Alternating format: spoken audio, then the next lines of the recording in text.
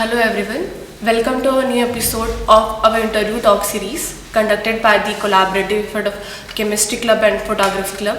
So for our new episode, we have a special guest, Professor Deepak Chopra from Department of Chemistry at IISER Bhopal. We extend a very warm welcome to you, sir. Thank you. Thank you for joining us. And we all are eager for the insightful discussion you will share with us during this interview. So, first of all, let's start our interview. So my first question is related to your education and background. Sir, kindly describe me your early years of life from school to college and highlighting any special story you have that have shaped your academic path. Thank you very much for giving me this opportunity to share my experiences, my journey as a student of science to being a practitioner of science. My excursion with science started a bit late. So I took up my 10+2 in physics, chemistry, maths in Calcutta Boys School in Kolkata, and then after that I went for undergraduate education in Jadavpur University in the Department of Chemistry, where I did my chemistry honors, followed by integrated PhD at IISc Bangalore in the Department of Solid State and Structural Chemistry Unit, followed by a PhD and a postdoc at the same place, and then I moved to USA for my further postdoctoral studies, and then I joined IISER Bhopal in 2009 March.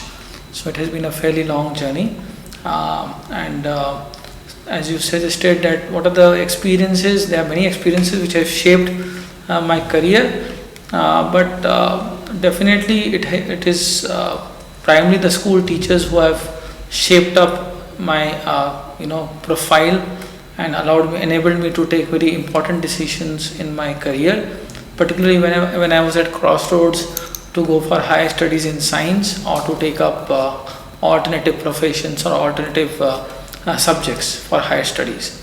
And at every stage wherever I have been, I have had excellent mentors, whether it is at the university level or the school level, who have allowed me, who have given me the necessary inputs which are very important to shape a student who is at crossroads at different junctures in the life. So I think my physics teacher in high school has been very, very, instrumental in shaping my personality. He was the one who always motivated us to, not worry too much about engineering and medicine, because in our times engineering and medicine were the only two important professions. Others were a fallout exercise. If you don't get these two, then you go to basic sciences like chemistry, physics. But he was the one who motivated us by saying that no matter which field or branch of study you take, you must excel in it. As long as you excel in that, it will be very, very rewarding and nurturing your future career. So this is something I kept in my mind, and I think it has really helped me take very important decisions whenever I have had a doubt regarding taking courses or regarding taking the subject and so on and so forth. Thank you so much. It's really insightful to hear about your earlier, like how you have started your career. My second question is how's your enthusiasm for science keep? I want to ask particularly when you have idea you want to pursue chemistry as your career. So in general, as I said, the curiosity in science, at least for me, came a bit late.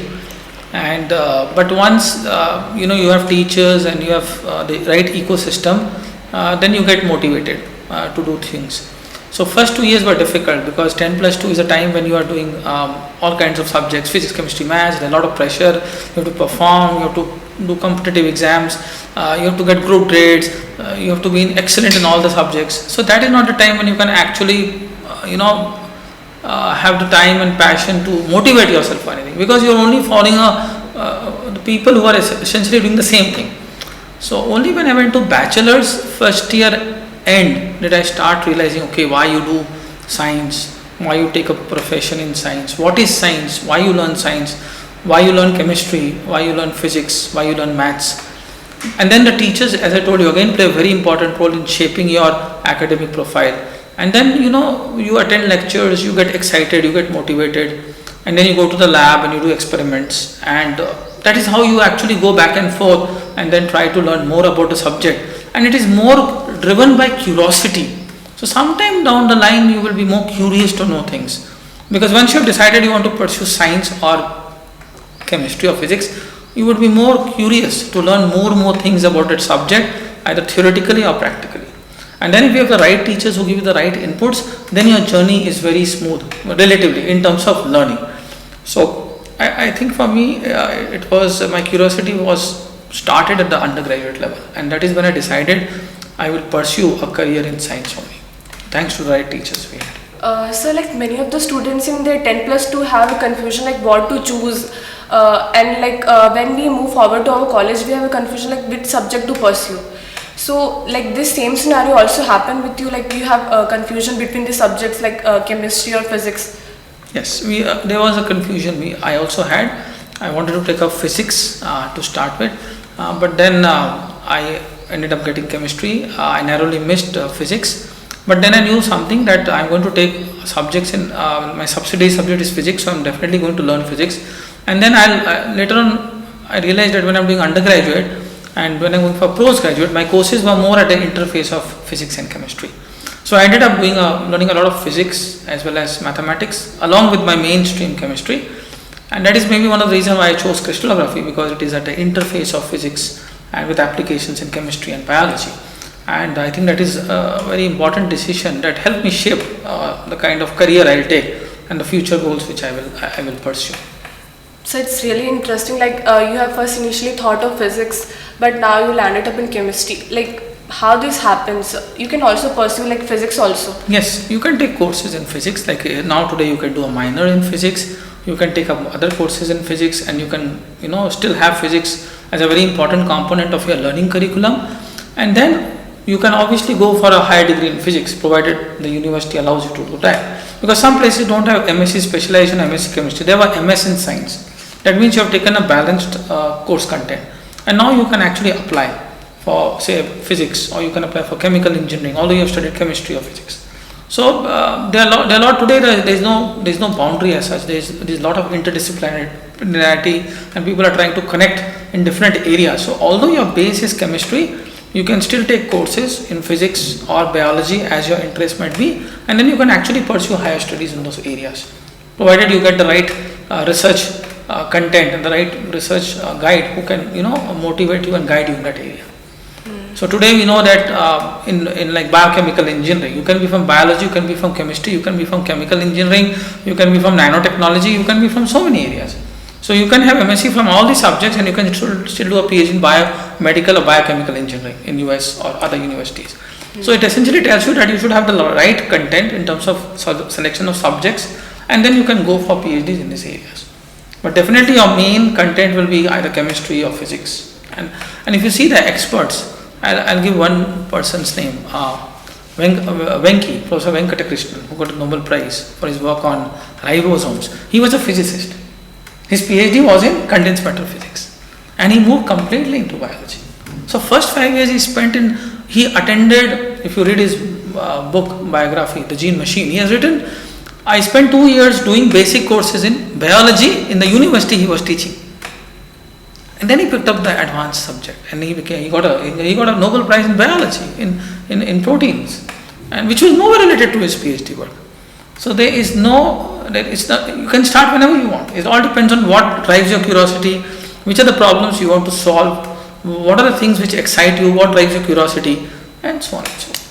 Now he did crystallography because he had a PhD in physics, so he could adapt to that subject, but he still had to learn a lot of biology to work in biology. So if you read his autobiography, it's like today, it's very recent, so you can know that people have changed areas even after the PhD. So you can always start again, there's no problem. Thank you so much, sir, for this enlightening answer, because like many of the students face this confusion also. Like if they don't get their subject, they really get demotivated, like they didn't get their subject, like what should they pursue in the future also? Not at all. You must never get demotivated. You must continue to pursue. So I always suggest have at least 3 choices. Number 1, number 2, number 3, with little bit of difference. And if you don't get the first, you go for the second. You don't get the second, go for the third. I'm sure when we study so many subjects, there will be at least, we always say, what is your favorite subject? What is your next favorite subject? If it is not the favorite, your next favorite can become your favorite. Because ultimately it is still your favorite subject, but not the last, right? So you can still pursue your studies if you don't get the subject of your choice. Obviously, you have to keep your interest and curiosity alive during this entire phase and take up courses in your favorite subject and learn more. Sure. So now, like, moving to our next question. So you have crystallography, crystal chemistry lab at IISER Bhopal. So if you can give a concise overview of all the research topics and interests you conduct in your lab.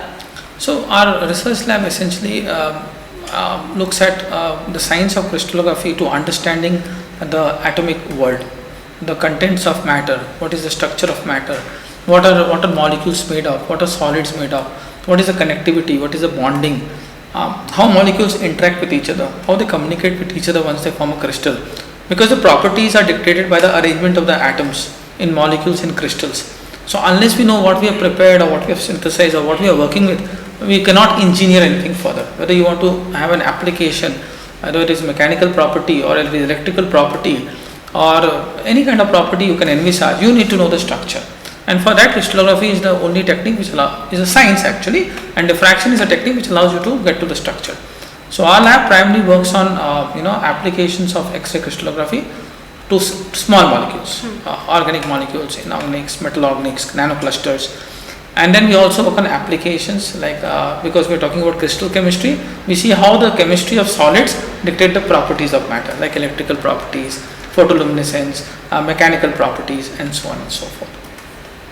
Okay. So if you, like all the topics, like I have read from your research, like polymorphism and crystal detecting, like what are these techniques? Polymorphism, as you mentioned, is very important in the pharmaceutical industry. Because you can have a drug which has got a particular property. If you change the structure, the crystal structure of the same drug, the properties change. And that has got a lot of implications in the pharmaceutical industry, the biotechnology industry. Because if the property of the drug changes, then the efficacy or the medicinal value of the drug also changes. And this has got serious implications in the pharmaceutical industry. So screening a drug for all its possible polymorphs is something we all engage in, and this is a very important exercise. Industry also does something called solid state characterization or formulation of drugs, through which every drug goes before it enters into the preclinical trials. So this solid state diversity and polymorphism is very important. One drug must be screened for it, and only when you have done a systematic study, the most stable form or the most common form which is available in abundance goes into the drug formulation. So that way polymorphism is extremely important. Then next is pharmaceutical co-crystallization. Say you have a drug which is very poorly soluble. You want to improve its solubility because ultimately it has to go into the GI tract, dissolve in the blood, and then go to the site of action. So we actually non-covalently bond it with another benign coformer which actually changes the solubility profile or the dissolution profile of a drug, and then takes it across the bilayers, and then it delivers it to the site of action. So these kind of studies we are actively doing, where determination of the structure is very, very important. So that's very interesting to hear, like how you determine the crystal structure and all these topics. So you have like a long way towards this research career. Like I want to ask, when you have initially started as an intern, so like from transition from being a lab intern to now leading your own research group, mentoring different PhDs, BSMS. So how this navigating the transition path you have experienced, and what key lessons you have want to say to all the future aspiring students?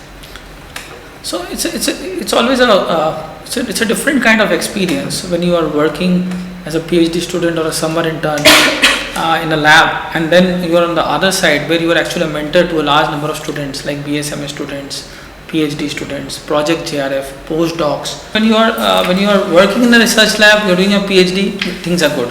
As long as you have funding, you are expected to perform, you are expected to work on your research projects. But once you are mentor, it's very, very challenging for us not only to train the next generation of students because it is highly competitive, but we also have to get sustained funding to the research lab. We have to get involved with the students on a regular basis, mentor them, guide them, and no two students will be having the same path to a PhD degree. One's path can be very, very different, it can be a hard and rocky terrain for one, it can be a very smooth terrain to navigate for other. But whatever be the nature, it is an involved pathway. Okay, so the job of the mentor is to lower the activation barrier and interact with the students, train them, nurture them, take care of their research interest, and then contribute not only to the research environment but also the overall well-being of the institute as well as the department, because students contribute to the department as well as the institute. So we have to make sure that all the students are mentored well, because then the department and the institute, this reflects on it. So it's not only just mentoring a student, it's mentoring a student for the future who is a part of the department and the institute. So this is something we need to identify. That now I am training you, not because you are an individual. Obviously I am training you for your PhD. But tomorrow you are an individual who belongs to a much larger fraternity. You belong to a department, you belong to the institute, and we want to make sure that you excel. And that pressure is always on us. So that we want you to excel and perform. And for that we have to mentor you well. So it is a very, very challenging task compared to doing a peer. When you are only working on your research, it is just that thing which is important to you. But when you are mentoring students, 8, 10 students, then you can understand the task becomes very, very challenging. So like from personal point of view, like which phase you like, as an intern or being a mentor of all the students? Again, it's a very difficult question to answer. Well, if you ask me, I have enjoyed both the phases by and large. But definitely when we started a career here, things were difficult. We didn't have a campus. It was very, very tough because we didn't have an institute, we didn't have a department. We were there in IITA, but still we did not, lower the standards. We worked on frontline problems. We identified ourselves on the world map, but definitely you had to work much harder because you do not have anything around you. Whereas when I was working as a PhD student, all the facilities were there. All I had to do was just focus on my research. But here we were focusing on so many things at the same time. Initially, I'm saying. But later on, I think it all becomes, I think it's all about, you must be able to enjoy your role in different stages of life. Otherwise, it will be difficult to contribute in any way. So if you don't enjoy the other role also, then after some time, you will not be able to get involved with your students, mentor them, train them. Because if you get tired or something which worries you, or you're not able to do well for whatever reasons, then definitely there has to be a way by which you have to overcome the problem and look at it in a positive way and still continue to mentor and train students. But if you still ask me, I think doing PhD is easier than being a mentor actually, because you can ask anyone, whether it is university or whether it is MIT or Harvard or State University, whenever it comes to mentoring, it is a challenging task. It is an involved task because we are always under pressure to perform. And performance depends upon students, and there are so many factors which keenly influence this outcome. So, and you are supposed to be the play a leading role in this, right? You are supposed to lead the entire team of students, sometimes even collaborations within the country, outside the country, because you are leading the project. So there is a lot of pressure on mentoring in general. So it's like great to hear your experience from this point of view. Moving towards our next question. So in your research, in any research career, the first paper holds a special importance, has a special significance, has their own background story. If you could recount your story behind your first published work. Okay, so my first published work was when I was a master's student, and I still remember it was an evening and my supervisor sent me an email, your paper is published. I was so overjoyed, I was so excited. Whoever I met on the road, I was like, my first paper is through, and and I'm so happy to share the news. They were also very happy to know. And I was a master's student, so getting a publication in a master's thesis is always considered to be unique. And I called my friends, we went out for high tea, and over the weekend I went out again, had good, so we celebrated. It's a moment of celebration. And after that I never stopped. For every paper I published, I celebrated. So, but yes, the first paper is always a unique memory, there is no doubt, because you then realize the value of doing sincere work, your hard work, which contributes to a publication. And in that paper, only me and my supervisor were there. There was no one else. So that was that was also a good experience. Okay, I have contributed completely to this project. There is no one else who is involved with me. And that is something also I tell my students. You must do a project where you are completely involved in the project as much as possible. You don't need too many people to contribute to the project. If you can do a project from starting to end yourself, I think that is the best way. That is the best kind of training, by and large, according to me, in my area. Because obviously you can do the same work with 5 different students. But if one student does the entire work, then he or she has mastered that content, those methods very well, by and large. So the idea is that you must have some research where the contribution comes fully from you. And that really speaks much better about the training. because the student has done the entire work, published the entire work with a supervisor or a supervisor. I think that is definitely very novel. So your first paper is also related to crystallography only? Yeah, it was definitely related to synthesis and crystallization of amides. And I must tell you, from 2003 till now, I am still working on the same scaffolds. Okay, so I have not left that scaffold, but obviously I am working on different kind of substitutions on the scaffold. But I have, it's like more than 200 molecules I have synthesized, and we have done crystallography, we have done structures, we have done properties. But because that was my first paper and it's such a simple molecule to make and has got a lot of applications, I thought let me pursue it actively. So there is a lot of complexity in simplicity. So you start with something simple, but later on in solid state you can see it can become extremely complex, and that complexity is what you try to address, and then you go back, and then that is where chemistry helps you to make diverse array of molecules and look at complexity. So my first molecule which I synthesized, today also I am working on the same scaffold. It's really great to hear, like you're also keep exploring your field and working on all these areas also. Thank you. So now moving towards our question. So first of all, congratulations for all the awards and fellowships you have won. Thank you. So my question is like you have also fellowships of esteemed organizations like Royal Society of Chemistry, Indian Chemical Society. So how did you feel when your work is get recognized and when you acknowledged by all this prestigious university? And what's the impact it's on a personal and professional life? So definitely it's a very good feeling when you get recognized by a foreign society, because it is only after years of hard work, sustained hard work and your performance that you are critically evaluated by the experts in your area, and then you identify. So you are recognized for your contributions. But that's it. I think as long as you continue to do good work and contribute towards the understanding of the subject, the development of the subject, the science, I think that will be the most important thing. I don't think these beyond that it really mattered to me. Obviously, if you get recognition, then at least your peers, by and large, we are shaped by our peers. They identify you better because you have been recognized. I am not saying those who are not recognized or don't perform. I am sure everyone tries their best to perform, but it is over a period of time that you are recognized by different societies. But if you ask me, as I told you, as long as you are interested and you are curiosity driven, these things should not decide the fate of your work. That is also true for me. So if these things would not have come, I think I would have continued to work in the same fashion. It would not have affected me. So for me, it is important. It's like you come, it's like there's a long journey, and okay, somewhere you stopped and you got recognized, but your journey must continue. You just cannot stop there. So if you stop there, that means okay, it's done. That means once you got the recognition, you don't want to contribute further. It can be like that, right? Because I think I'm satisfied. I've done, but that is not in science. As long as you keep working, discovering, your passion is ignited, I'm sure you'll continue to work. That's it. It's really like your passion for chemistry, and like you're still working on it like throughout this long year.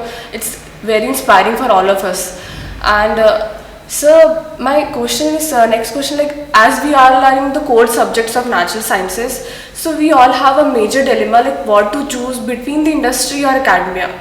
So during your time, I think you also has faced the same situation. So how did you choose your path, like which path to take between industry or academia?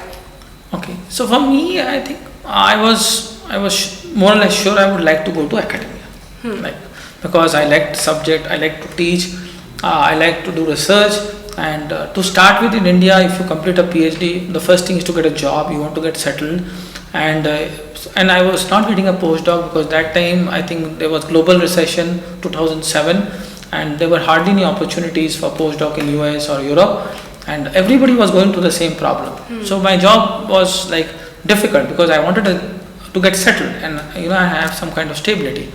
Industries were also difficult to get jobs, but in our area people do get jobs in industry if you really want to get one.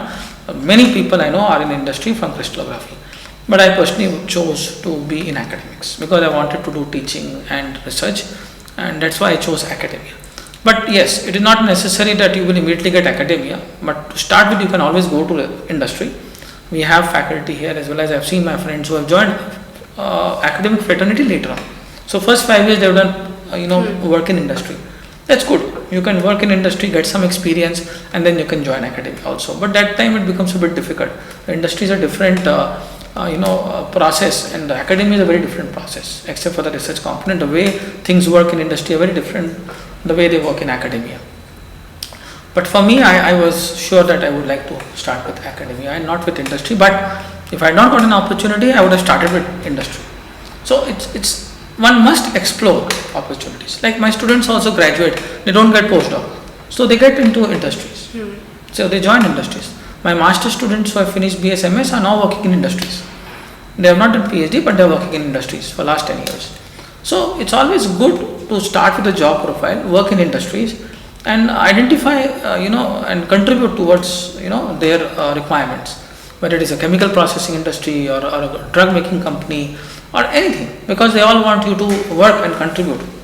And most of the time the protocols are very standardized if you are working after masters, and it is good to contribute, and you will also have stability if you work in a company. There's no problem with that, assuming you're not going anywhere else.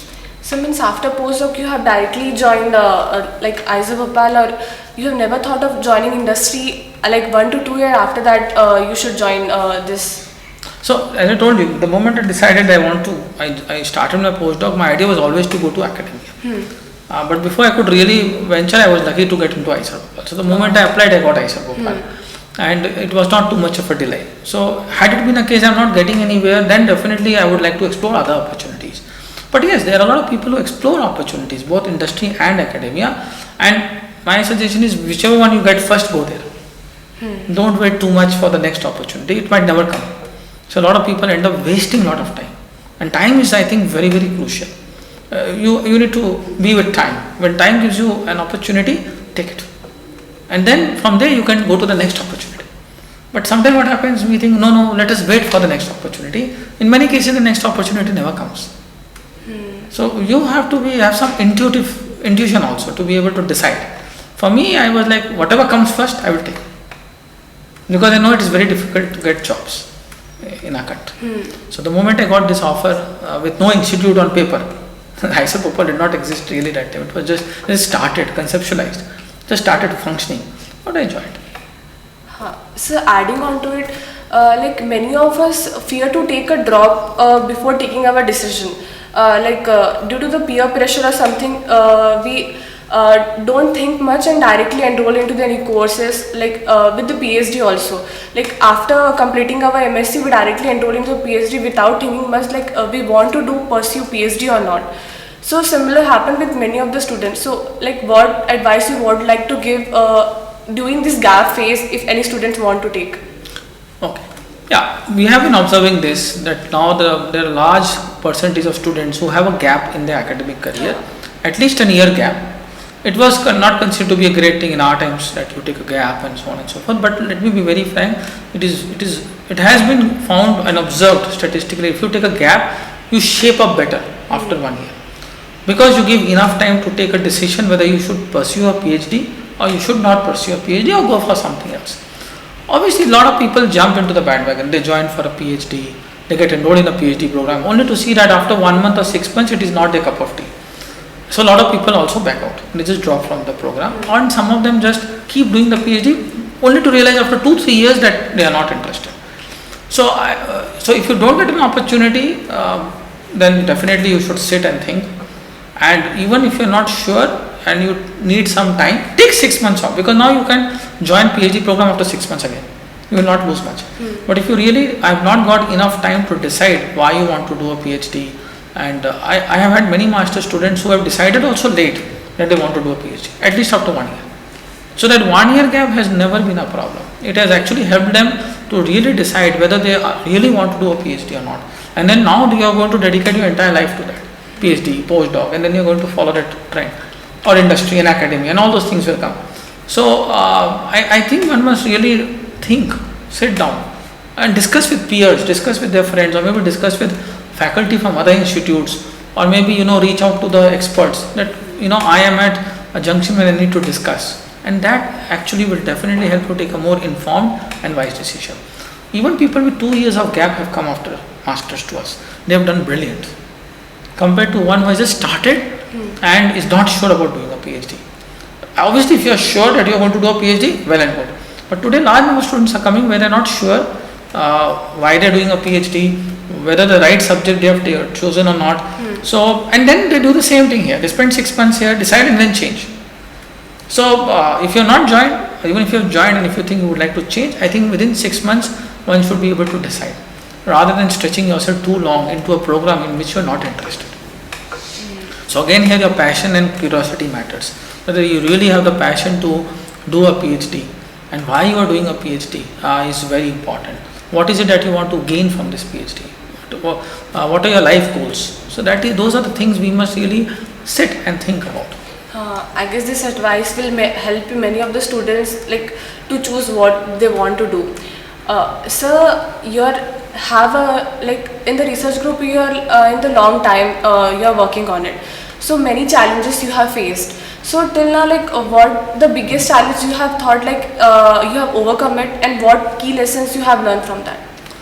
So the biggest challenge today in research is to do high quality collaboration. So as long as you work in your own group, in your own lab, it is good. Your supervisor knows, your friends know, and so on and so forth. The biggest challenge I faced was to start collaboration and how to do collaboration. And not just do collaboration work for the sake of collaboration, but where you really contribute to cutting edge research. And that is where I think I got into this act very fast. Right after 2016, I changed my research interest in a dramatic way, because I got some ideas where I thought I can contribute from crystallography side to these areas. And obviously when you start working on new areas, you have to read a lot. So we started reading, we started discussing, and then I started getting into collaborations with my peers. And collaboration should be something where you actually benefit scientifically, and the nature of the collaboration should be of a complementary nature. It should be wholesome. It should really contribute towards the understanding. So getting the right kind of collaborators, working with them, achieving your research goals, I think has been the biggest challenge for me in the last 5 years, actually. And then everybody wants really high-end publications, and luckily I have been able to get some high-end publications because of a dedicated team of collaborators. And I think I have worked with collaborators from different countries also for one work, and that is a big challenge, to work with different international collaborators from different countries for one common problem. And that also I have done, and that was the biggest challenge I faced, because navigating through their experiences and their discussions, and you understand, if you have two international collaborators, two national collaborators for one work, to discuss, to keep everything into the paper, sharing your ideas, discussing with them, getting it structured so that everybody says yes, is the biggest challenge I have faced. Because it's always easy to do work in your own laboratory and publish papers, but to work with international collaborators, national collaborators, and discuss your ideas, convince them why your science is important, why you need to contribute, why your involvement is important, is very challenging. And your collaborator need not be a friend, they can be just an expert in that area. So they need to invest their time and resources on your problem. So you have to convince them why you want to work on this, how is it going to help the science.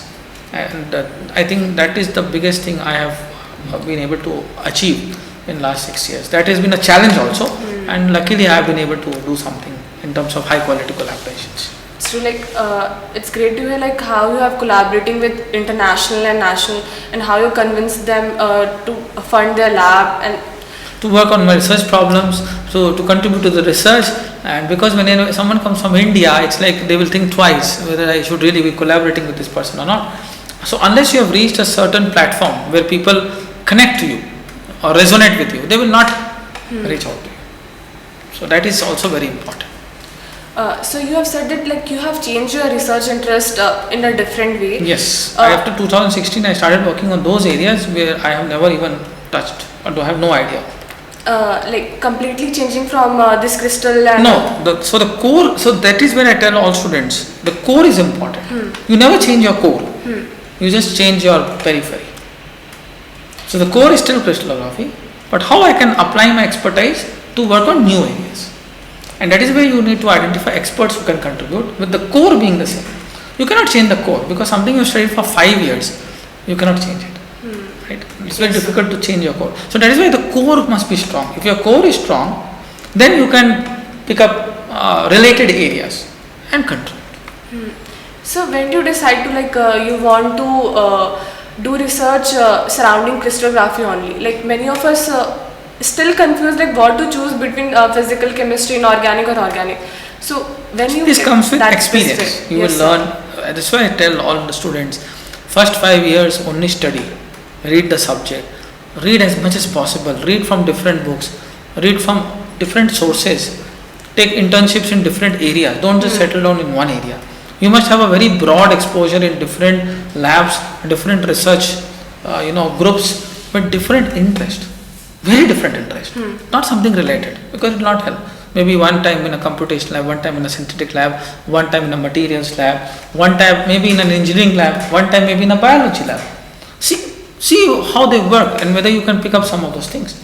And then you never know, in future you might be working on a problem where these things might become useful to you. So the core being the same, at least internships in different labs, different research areas, and many times a lot of students come, we want to work. The first thing I ask, have you discussed with all the faculty in the department? Because I think you must discuss with everyone and know their research interest and then take an informed decision. Rather than only saying, okay, I'll work with one person only and so on and so forth. Because there are so many research areas to work on, and the idea is to work on different areas. When you are in your master's, bachelor's, that will help you take a more informed decision when you go for PhD. That is going to be very, very useful. So your advice of taking exposure of different labs, I guess, is helpful for many of the students. We must take exposure, because then only you will appreciate the diversity of the subject. That there are so many possibilities to explore, and most of them are well connected also. But the idea is to actually sample different kind of labs and work in different kind of labs, learn from different kind of labs, and then you will be able to take. Then if you see that from your area there are some sub areas coming up, you will be able to explore. You will really be able to explore and navigate actually. Obviously your interest must be there, because you would like to take up that research problem which is absolutely unexplored or nobody has done it. But you think crystallography, for example, for me is an important contribution, but I need to collaborate with some other people to understand better. So collaboration always helps to understand something better. Crystallography will only contribute in a limited way, but if you really want to understand things in a broader perspective and more depth also, then you have to reach out to high-end collaborations where you will be enriched better and better, because you have not been trained on everything, right? Your training is limited. This advice will be helpful for many of the students who are confused here. Thank you. So you're enrolled into academia as a teaching. Beyond your research, you're also as a teacher, you are taking lab courses, different core courses. So what's your aspect of teaching and interacting with students you personally find fulfilling or rewarding? Teaching is always a rewarding experience. There is no doubt on that. Teaching is something which allows us to understand how the students are engaging with the subject, how the students are learning the subject, and it is also a responsibility to keep the students involved with the subject, because it's very easy to lose interest. A few subjects or few content here and there, students lose interest very fast. So our responsibility is to keep the interest alive of the subject and engage with the students. So teaching for me, I think, is a very, very important commitment on the part of any researcher. Because this is the primary teaching institute and we are teaching a large number of students chemistry and related areas of chemistry, including research in areas of chemistry. So I think mentoring the students in terms of active teaching, active learning of concepts, dissemination of information, everything must happen in a very holistic way, so as to shape the mind of the student towards the subject well. I guess students will also get benefit by interacting you and gaining your experiences from research and lab. So beyond all this science and research, what are your interests beyond science? Like what you want to do in your free time or something? So whenever I get free time, if I manage to get some time, I like playing sports. I play badminton. I play table tennis. I go for jogging, and I like hearing music, and I play with my kids. So there are so many things I engage myself in whenever I have some spare time actually. Yeah. So a lot of things I keep myself busy with actually, starting from sports to music to just doing nothing actually. Just I love to walk around in nature. So if I have nothing, I'll just go for a walk. Irrespective of the weather, just go for a walk. Just go out and see everything. It just frees you from everything. You have, apart from this science, and you also have time to do all these things, is very great. You have to balance. You just have to balance things out. And let me tell you, you get wonderful ideas when you walk out with nature. Yes, sir. Not only me, I think if you read the experts also, they would have said, I got this idea walking in my garden. I got this idea, sitting in my garage repairing something. So most of the people who have got ideas in science have got ideas not in busy places. They've got ideas only when they are away from everything, and they're just exploring things and they are thinking something and they got it. So ideas, I'm not saying that's the only way, but this is what I feel has helped me to go for a walk, and then you disengage with everything, and then you start looking at things again fresh, and then ideas come. So I have got really good ideas when I have been taking a stroll, walking with nature, or going for my job or something else where I'm alone. And when I'm saying alone, it's like not with I don't keep my mobile and all at all when I'm going for these activities.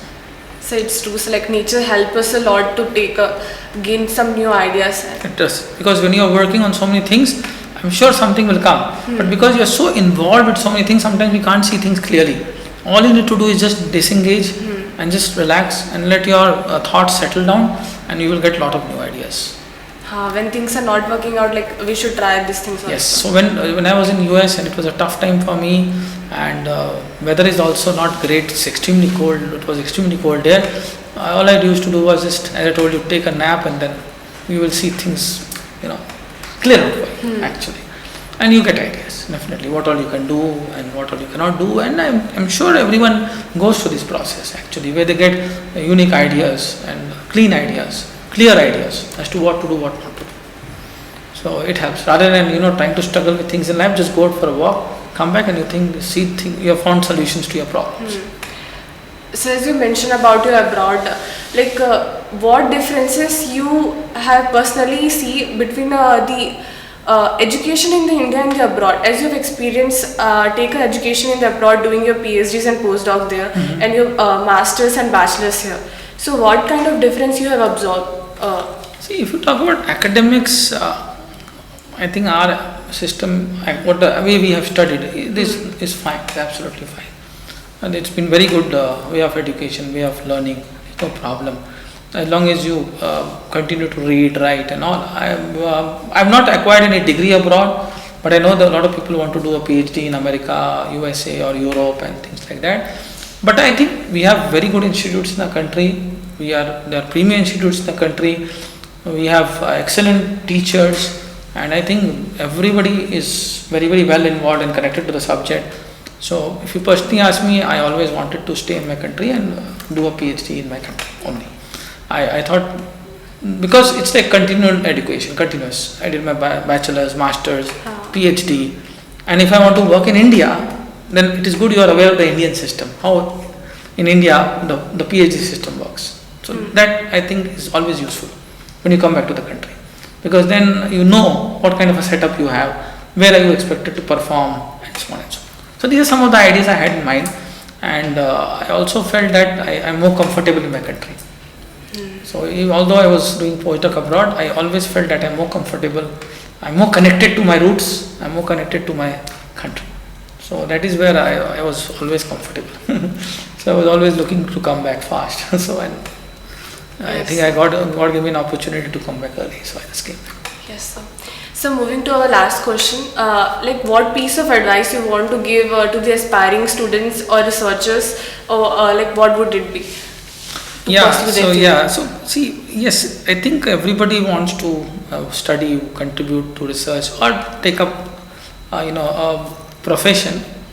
So normally I would say, for me it has been being committed to my subject, to my learning, being sincere in my learning, sincere in my way I work and do things, and being extremely passionate, dedicated and committed. So sincerity, commitment, and involvement, and having lots of patience is what is extremely important, because there'll be people will be critical about you at every stage, but the idea is to take it healthily, positively, whatever be the nature of criticism, because without criticism you will never know where you stand. So when you're critically evaluated, whatever be the nature of evaluation, one should not get take it and get affected by it. One should take it positively, work on it, and see how you can make it better. So I think you must be your critic also. Yes, sir. You must be able to evaluate yourself first before you depend on others for evaluating you. I think you must be your worst critic within a certain range. Right? If you know some things are not working because you are not doing it correctly, I think you need to do that first, and then other things will fall in place. Because you are a role model for so many students, and for me, my teachers were my role model. I'm talking about them today. Although my physics teacher is no more, he just passed away last year. But I keep talking about him. So we will be talking about our role models even after they are not here. So that is where, if I'm going to be a role model for so many students, I need to be doing things, in a way that is correct, right? So these are some of the things I have seen. The people around me, the experts, the scientific fraternity with whom I've interacted, they are sincere, they are committed, they are patient, and they are open to criticism, and have a very broad-based perspective of things rather than an individual perspective. So these, I think, will help the students to navigate and trying to understand from both the sides. Both the perspective is very important before we jump to a conclusion and say, oh, well, this is all. No, I think one needs to hear it out and spend some time thinking over it, and then taking it positively and then going ahead with things. So being positive is extremely important in these stages. Because if you're positive, you will stay healthy and vibrant. Yes, like the patience and be positive are like equally important for all this. And thank you so much, sir, for all this advice and this interactive discussion. Thank you. And Thank I you hope like all the audience who are watching this interview will helpful by this. So I would also like to offer a sincere thank you to all the audience for their time, and sir for their time and cooperation. Thank you so much. Thank you very much. Thank you very much.